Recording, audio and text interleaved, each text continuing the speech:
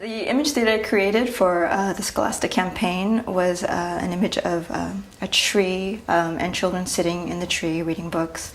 The tree is an obvious symbol for knowledge, so that would seem like a natural. But for me, a big theme of my work is to present as many multicultural races as possible.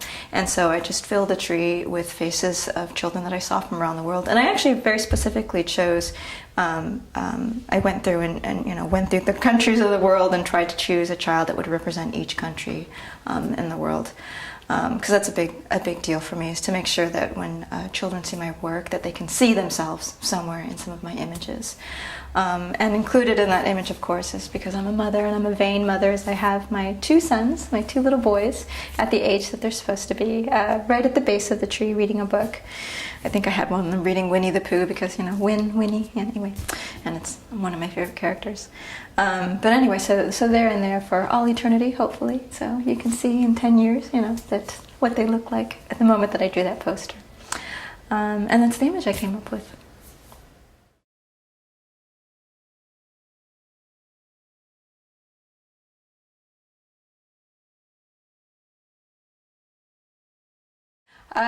To be honest, I try not to think about very much at all when I illustrate. I try to keep my head as blank as possible. The first thing I always look for when I'm creating images is shapes, and I try my best to find out what the emotion of the image is supposed to be and to articulate that in terms of shapes and designs and what pops forward, what pops back, how to get the eye to move through the image. And from all of those sort of visual clues, I feel like emotion comes through. Emotion is, for me, creating faces, creating happiness, sadness on a character's face is almost a natural instinct to me. It's like handwriting. It's not even something that I can explain. And in fact, when I think too much about trying to draw a particular emotion, I usually mess it up. So I let my brain go on auto mode in that way, focus on things that I know how to control design-wise, and somehow the emotions always sort of come out. I think it's one thing that just really comes naturally to me.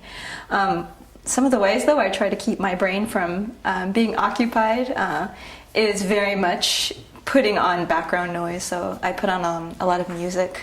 I watch a lot of, or actually I don't watch, but I'll listen to a lot of radio, I'll listen to a lot of TV shows, believe it or not, and that sort of occupies that part of my brain to keep my brain from thinking too much about an image. But for me, natural is best, so just going with the flow and trying not to think about it as much as I can.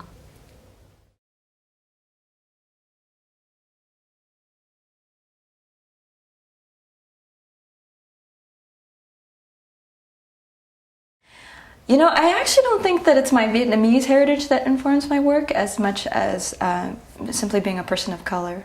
I love to go to the bookstore and show my kids books that reflect them and who they are. And so I'm mixed. My mother is half Vietnamese, half French, and my father is fully Vietnamese.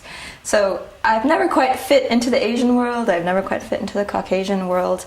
I get mistaken for being Hispanic, for Filipino, Turkish. I get everything. So I've never quite felt like I've belonged in any one particular slot.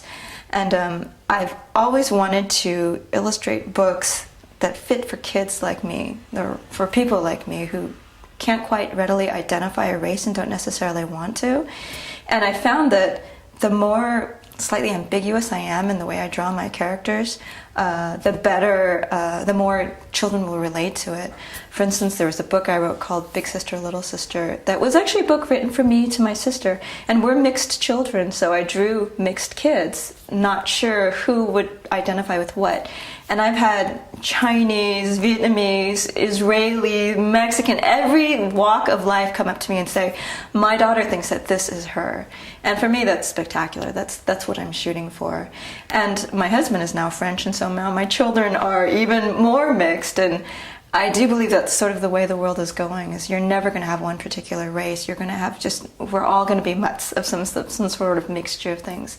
And for me to be able to capture that in my illustrations and to produce as many books as I can with as many different skin colors, races, and all sorts, so that any child can look at an image and not necessarily identify it as a particular race, but identify themselves in it. That's my goal. And if anything, if my Vietnamese heritage is to inform anything, it's that. It's to make sure that nobody feels excluded and that every child can find themselves somewhere in the illustrations that I make.